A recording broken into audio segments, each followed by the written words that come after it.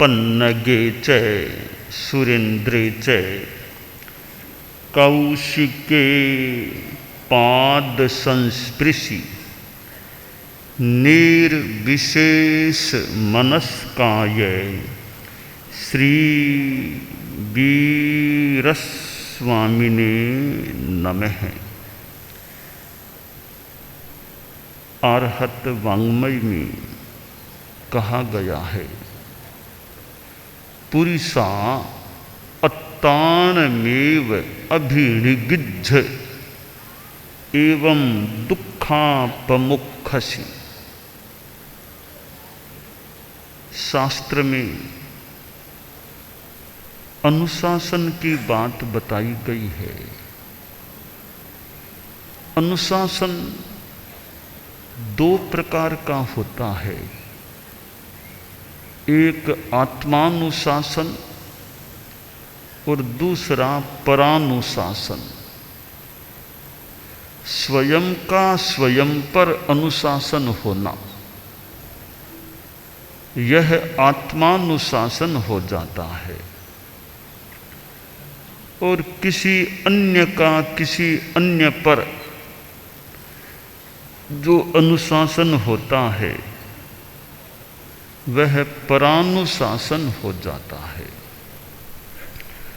आत्मानुशासन आत्मा के लिए भी हितकर हो सकता है।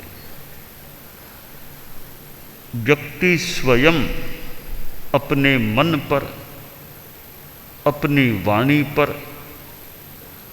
अपने शरीर पर और अपनी इंद्रियों पर नियंत्रण संयम रखता है, नियमन रखता है, वह स्वयं के द्वारा स्वयं पर अनुशासन हो जाता है। आचार्य श्री तुलसी ने अनुव्रत आंदोलन चलाया। अनुव्रत गीत में भी जो कहा गया है, अपने से अपना अनुशासन, अनुव्रत की परिभाषा कि स्वयं के द्वारा स्वयं का अनुशासन वह अनुव्रत है, यानी खुद के संकल्प से संयम है। आत्मानुशासन का तो महत्व है ही, परंतु कुछ व्यवस्था की सुगमता की दृष्टि से और कुछ हर व्यक्ति में आत्मानुशासन विकसित होता नहीं, इसलिए परानुशासन की भी आवश्यकता हो जाती है। वह परानुशासन व्यक्ति को, जिस पर वो परानुशासन किया जाए, आत्मानुशासन की ओर भी आगे बढ़ाने वाला हो सकता है। आचार्य भिक्षु भी अनुशास्ता थे। हमारे धर्म संघ के जैन श्वेतांबर तेरा पंथ के वे आद्य अनुशास्ता, आद्य आचार्य थे। और उनका आचार्य काल जो रहा,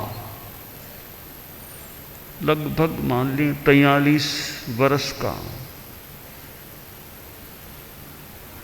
और उस आचार्य काल में कितनों को उन्होंने दीक्षा दी, कितनों को शिक्षा दी होगी, और कहीं समीक्षा भी की होगी। और धर्म संघ में उन्होंने अनुशासन को स्थापित किया। आत्मानुशासन बहुत बढ़िया है, परंतु सब में वो पूरा जागता नहीं है। नहीं जागता है तो फिर परानुशासन करणीय हो जाता है, अपेक्षित हो जाता है। हम लोकतंत्र में देखें, राजतंत्र में देखें, वहाँ भी अनुशासन, व्यवस्था, नियम, कानून चलते हैं। राजतंत्र में जहाँ राजा एक प्रमुख होता है, शासन चलता है, भले वह एक तंत्र के रूप में राजा के अनुशासन में शासन चलता है, राज्य चलता है, तो वहाँ भी अनुशासन होता है, यह मान के चले। वर्तमान में हम भारत में देखें, वर्तमान में भारत में लोकतांत्रिक प्रणाली से राष्ट्र संचालित हो रहा है। पहले राजे भी होते थे और अभी यह लोकतंत्र की प्रणाली चल रही है। लोकतंत्र की प्रणाली में भी अनुशासन है। कैसे कि भारत का अपना संविधान है, वह संविधान भी अपने आप में बड़ा अनुशासन है। आज देश चल रहा है तो उसमें संविधान का कितना बड़ा योगदान है। आचार्य भिक्षु ने भी तेरा पंथ में संविधान लिखत मर्यादा की स्थापना की। कोई भी संगठन है, राष्ट्र है, संस्था है, तो यह कॉन्स्टिट्यूशन, संविधान, वो बड़ा महत्वपूर्ण होता है। कोई विधान व्यवस्था कुछ नहीं है और बड़ा संगठन है तो वो लंबे काल तक अच्छे ढंग से कैसे चल सकेगा।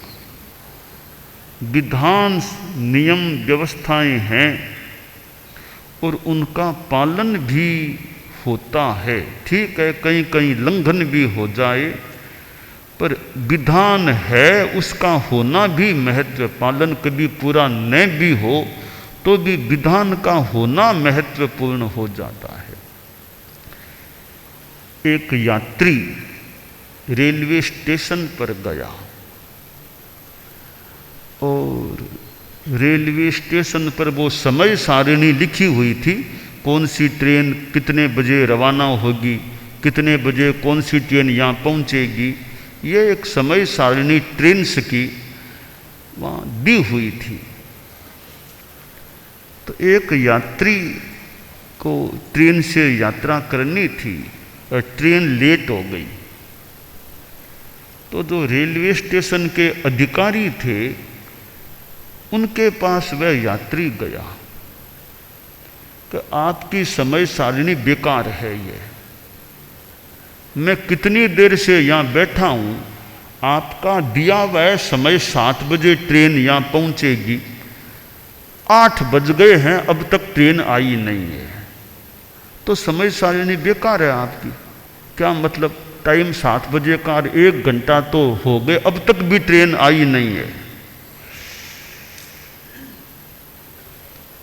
तो स्टेशन, रेलवे स्टेशन के जो अधिकारी थे उनमें से एक बोला कि भैया बेकार तो नहीं है, ये है तो समय सारिणी लगी हुई काम की है। तो क्या काम की है, 7 बजे का टाइम लिखा हुआ, 8 तो बज गए, देखो घड़ी में आप, अब तक ट्रेन आई नहीं है आपकी, तो क्या मतलब समय सारिणी यहाँ लगाने का। तब अधिकारी बोला रेलवे स्टेशन का कि देखो ठीक है, कई बार ट्रेनें लेट हो जाती है, कोई कारण से हो जाए, कहीं कोई बीच में गड़बड़ हो जाए तो लेट हो जाए, या कहीं उधर से चलने में ही देरी हो जाए, लेट कभी कभी हो जाती है। पर समय सारिणी काम की इसलिए है कि समय सारिणी है तब तुमको पता तो चला ना कि 1 घंटा अब तक आई नहीं है। पता कैसे चलता, समय सारिणी लगी हुई नहीं होती तो। ये ज्ञान तो इससे हो रहा है ना, पालन भी होता है, कभी कभी लेट हो जाती है ट्रेन। तो विधान कभी हम सोच लें कि नियमों का क्या मतलब है, कि कितना नियमों का लंघन भी होता है। ठीक है, 100% पालन नहीं भी होता, 60% होता है, 70%, 80% तो होता है ना, वो तो होता है। तो वो नियम हैं तब तो पालन हो रहा है। नियम भी हटा देंगे, मिटा देंगे, फिर कोई क्यों पालेगा, क्यों कोई इतना ध्यान देगा।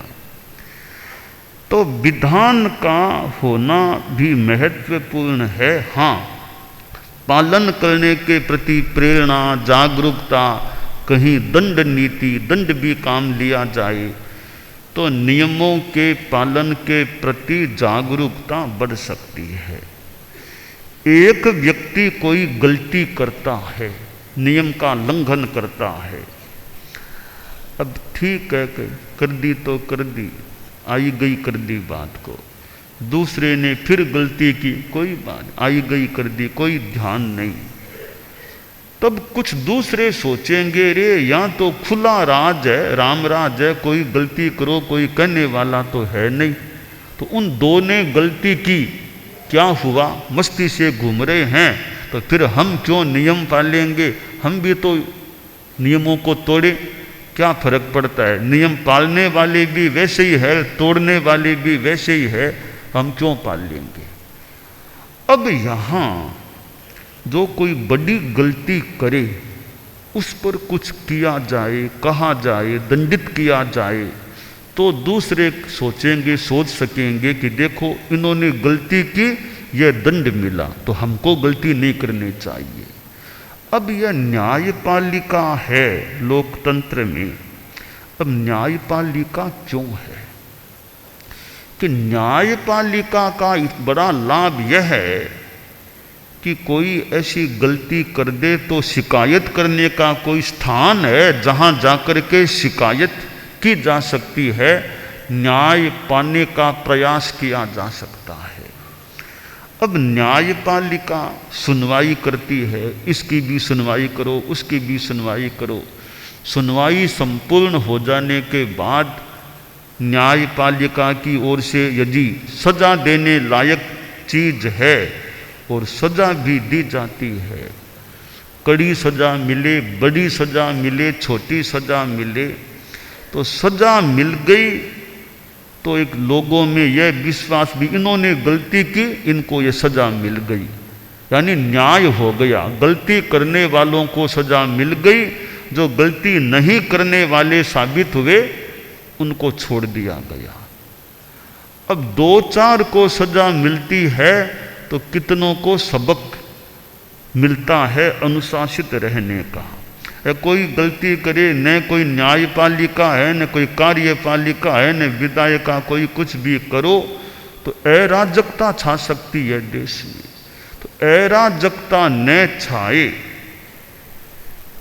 इसलिए न्यायपालिका का बड़ा महत्व होता है।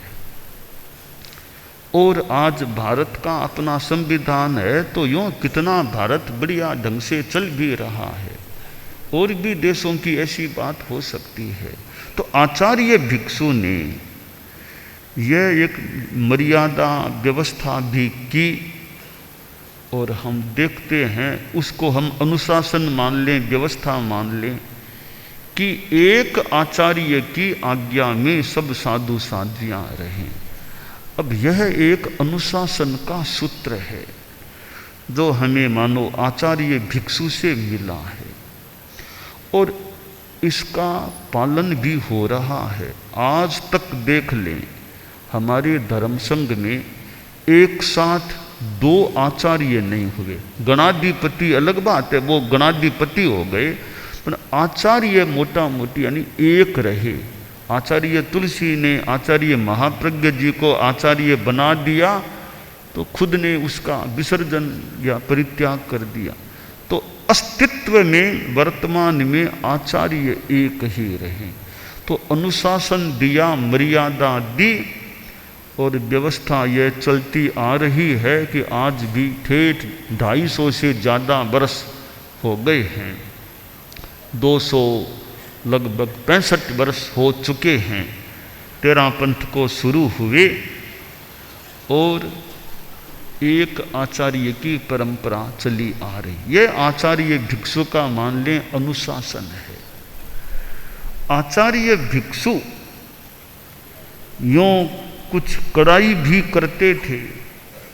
अब आत्मानुशासन पुष्ट है तो परानुशासन की इतनी ज़्यादा अपेक्षा नहीं रहती, थोड़े में काम हो सकता है। और आत्मानुशासन नहीं होता है तो फिर परानुशासन की ज़्यादा अपेक्षा रह सकती है। आचार्य भिक्षु ने मर्यादाओं के रूप में भी अनुशासन दिया।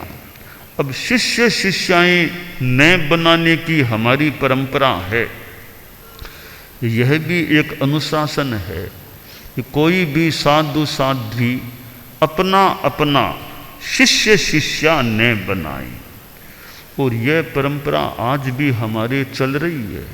और बहुत बढ़िया, यानी बहुत बढ़िया इस माने में कि कोई आप देखो कि किसी भी साधु के ऑफिशियल कोई चेला है क्या?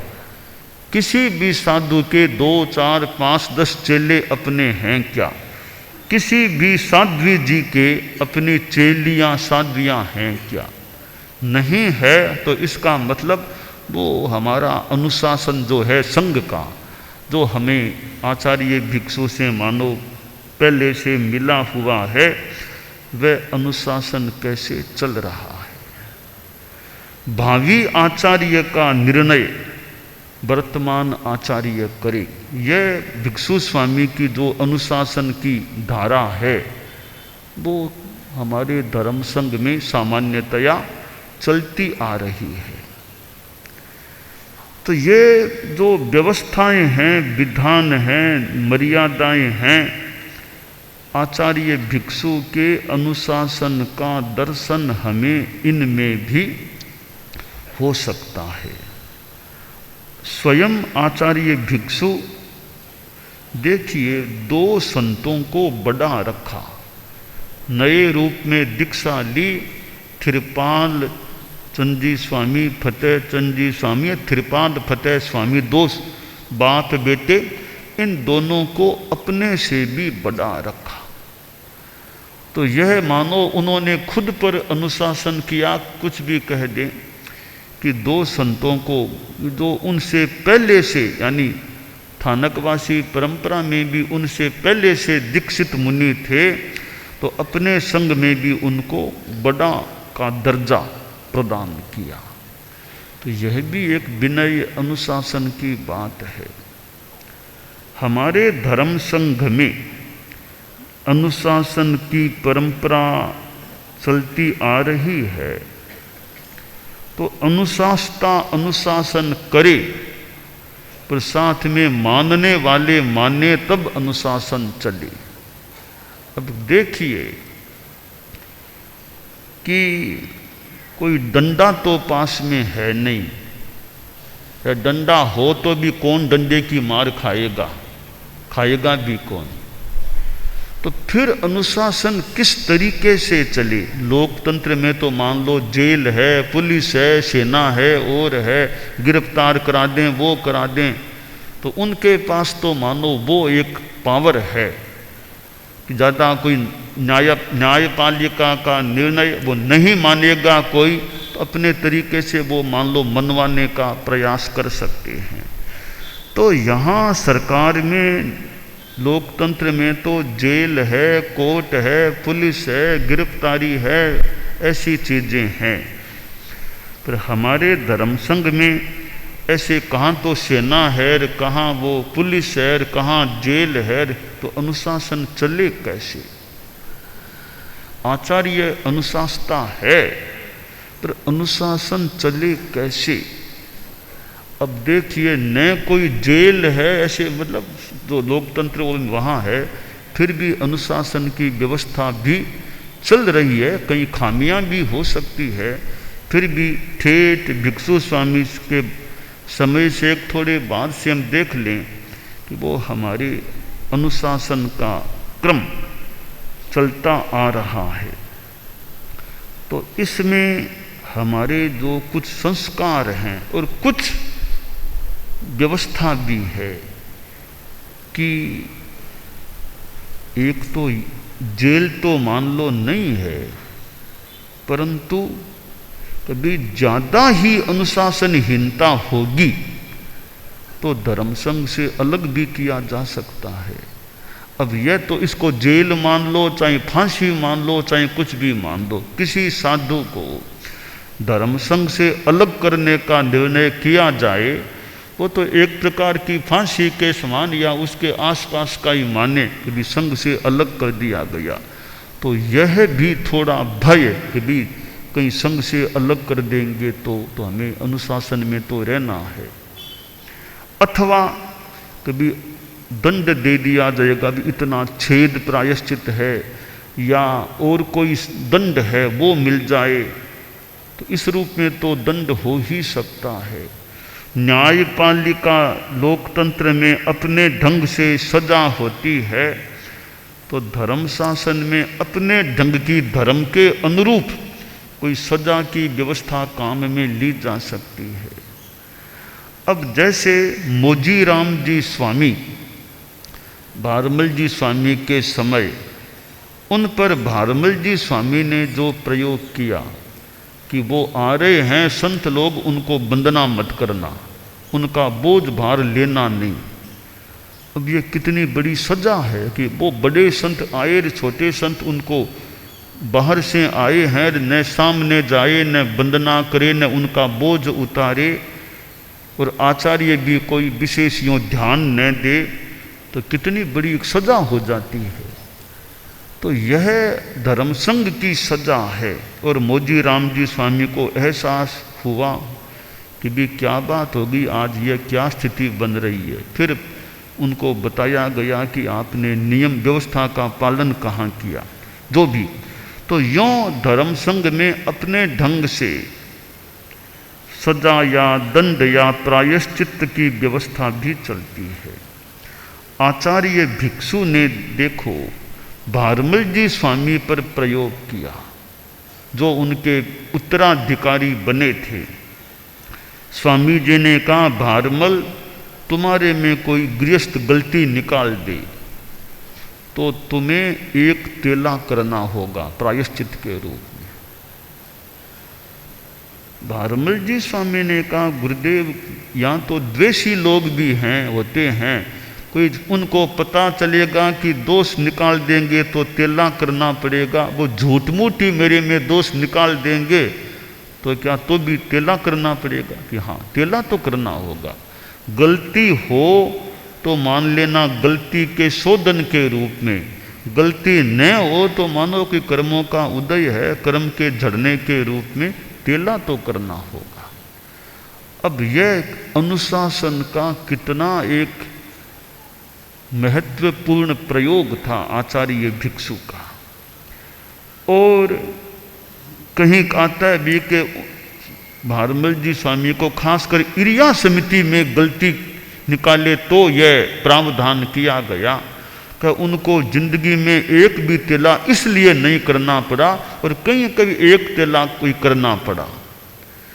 तो यह आचार्य भिक्षु की एक अनुशासन की व्यवस्था थी कि एक अपने योग्य भावी आचार्य जो भी होने वाले थे उन पर भी इतना कड़ा अनुशासन किया।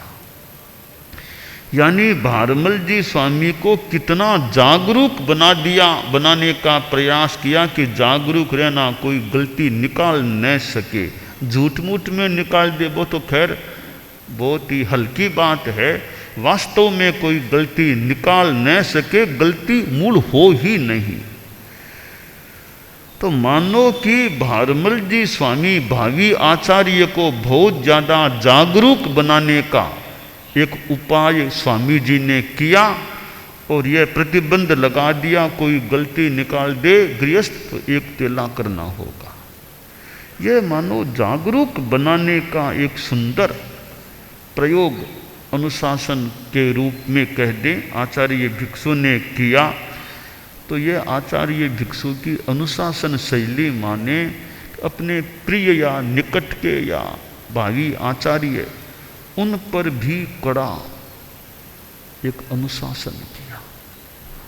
यह अनुशासन कड़ा कह दें, बड़ा कह दें, पर कितना महत्वपूर्ण था कि मेरे उत्तराधिकारी खूब जागरूक रहें, आचार्य में अच्छे रहें, जो भी उनका चिंतन रहा। आचार्य भिक्षु अब स्वयं भी अपने ढंग से ध्यान रखने वाले कि उनमें भी कोई गलती निकाल दे तो कभी स्वामी जी में भी गलती है, कोई गलती निकाल दे। बेनी राम जी स्वामी उनके शिष्य थे और कोई पता नहीं ऐसे कोई कृपा पात्र या बहुत यूँ बालक अच्छे रहे होंगे तो वे गलती निकालते और स्वामी जी में भी गलती निकाल देते। तो एक बार आचार्य भिक्षु विराजे हुए थे, थोड़ी दूरी पर वो बेनी राम जी स्वामी थे, तो स्वामी जी भी कितने अपने ढंग के जानकार, पास में संत थे, उनसे कहा देखो मैं प्रतिलेखन या प्रमार्जन जो भी करके अब पाँव फैला रहा हूँ, देख लो तुम्हारे सामने अब मैं फैला रहा हूँ, देखो बेड़ा क्या बोलता है। तो स्वामी जी ने जो भी प्रतिलेखन या प्रमार्जन करके पाँव फैलाया, इतने में वो बेनी राम जी स्वामी देखा कि पाँव फैलाया है, पाँव फैलाते देखा और बोल गए स्वामी जी ने बिना प्रतिलेखन के पाँव फैला दिया, बिना प्रतिलेखन के पाँव फैला दिया।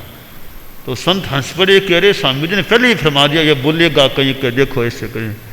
यानी स्वयं भी जागरूक रहना और कड़ाई करना एक अनुशासन का तरीका हो सकता है। अलग अलग तरीके होते हैं, कोई कड़ाई से अनुशासन करने वाले और कई मिठाई से, नरमाई से, धीरे से, शांति से अनुशासन करने वाले हो सकते। वो अपने अपने तरीके शैली हो सकती है, पर आचार्य भिक्षु के अनुशासन में किसी रूप में हम कड़ाई का भी और कहीं मधुरता का भी, अनेक रूपों का, अनेक तरीकों का, अनेक बातों का दर्शन हो सकता है। आचार्य भिक्षु स्वयं कितने मतलब स्वयं के अनुशासन की बात कि वो जब अन्य संप्रदाय के साधु के साथ बातचीत की, जब साधु चला गया तो मुनि श्री हेमराज जी स्वामी ने पूछ लिया कि वो क्या बात करके गया है साधु, क्या बात की। तो स्वामी जी ने कहा भी कोई आलोचना लेनी थी, उस विषय की बात की। यहाँ तक तो ठीक है मान लो, अगला प्रश्न और कर लिया, कौन से दोष की आलोचना की। स्वामी जी ने कहा यह बताना नहीं कल्पता कौन से दोष की।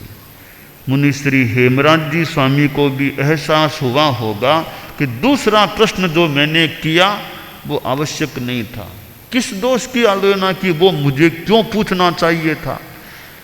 तो इस स्वामी जी का मानो स्वयं पर अनुशासन ऐसा नहीं, वो तो दूसरे संप्रदाय का साधु था, उसका दोष बताऊं तो क्या दिक्कत है, मेरे शिष्य पूछ रहे हैं बता दूं क्या दिक्कत है, ऐसा नहीं। दूसरे संप्रदाय का साधु आया है तो कोई विश्वास करके आया होगा भी भिखण जी महाराज इतने अच्छे हैं, इनसे आलोचना ले लूं जो भी। तो यह स्वयं पर अनुशासन, जो यह घोष हमारे चला आचार्य श्री तुलसी के समय, निज पर शासन फिर अनुशासन। तो दूसरों पर अनुशासन करना है तो खुद को भी खुद पर अनुशासन करना चाहिए। तो आज श्रावण शुक्ला त्रयोदशी है, आचार्य भिक्षु की यह 13 मासी की 13 है। एक महीने पहले हमने 300वां जन्म दिवस और आचार्य भिक्षु जन्म त्रिशताब्दी वर्ष का शुभारंभ का क्रम हमने आयोजित किया था, और उसके बाद यह 1 महीने के बाद पुनः शुक्ला त्रयोदशी, श्रावण शुक्ला त्रयोदशी। तो आचार्य भिक्षु का यह जन्म त्रिशताब्दी वर्ष चल रहा है। तो आचार्य भिक्षु के जीवन के अनेक पक्षों पर हम चिंतन या वक्तव्य दे सकते हैं। तो आज मैंने आचार्य श्री भिक्षु की अनुशासन शैली विषय पर अनेक रूपों में कुछ प्रकाश डालने का प्रयास किया है। हमारे जीवन में भी अनुशासन बना रहे, यह काम्य है। दानान् शिष्ठम् अभयप्रयाणं सच्चेषु या अणवज्जं वयन्ति तवेषु या उत्तमं भचेरं लोगुत्तमे समनेनाय पुत्ते।